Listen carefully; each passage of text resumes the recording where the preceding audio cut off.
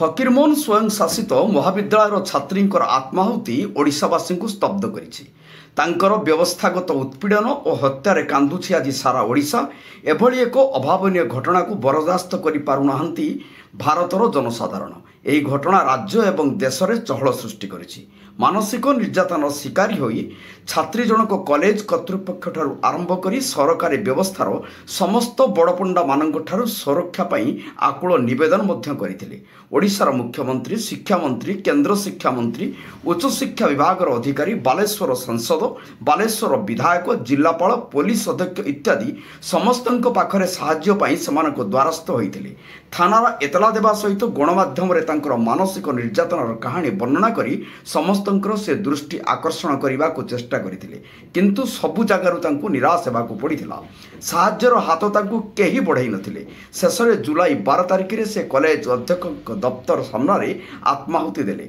जुलाई 14 तारिख रे तांको मृत बोली एम्स कर्तृपक्ष घोषणा कले। या तांकर आत्माहुति ना तांको सुचिंतित भाव में हत्या करा जायछि ता एबे संदेहर कोहलिका सृष्टि करिछि भारतर जनसाधारण मनरे।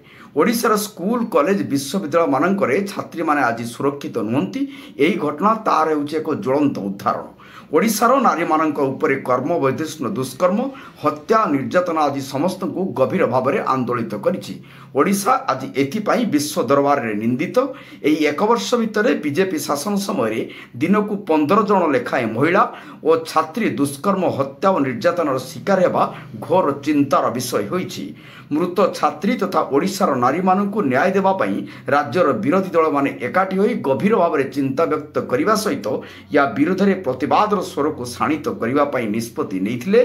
छात्री मृत्यु घटनार न्यायिक तदंत, समस्त दोषी को कठोर दंड, उच्च शिक्षा मंत्री को बरखास्त दाबी रे जुलाई 17 तारिख गुरुवार दिन आज राज्य तमाम सकाल 6टारू संध्या 6टा पर्यंत ओडिशा बंद डाकरा दिया जाइछि।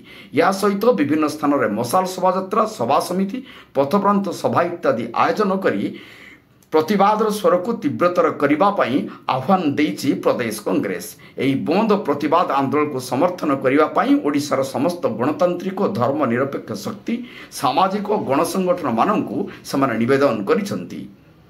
एथिरे भाग नैछंती Odisha Pradesh committee, CPI, CPM, Samajwadi party, RJD, CPI, ML, liberation, NCP, Sharad Pawar, all India forward bloc रो समस्त कर्मी एही विक्षोभ रे आज भाग नैछंती एवं ओडिशा बंद रे शामिल होइछंती।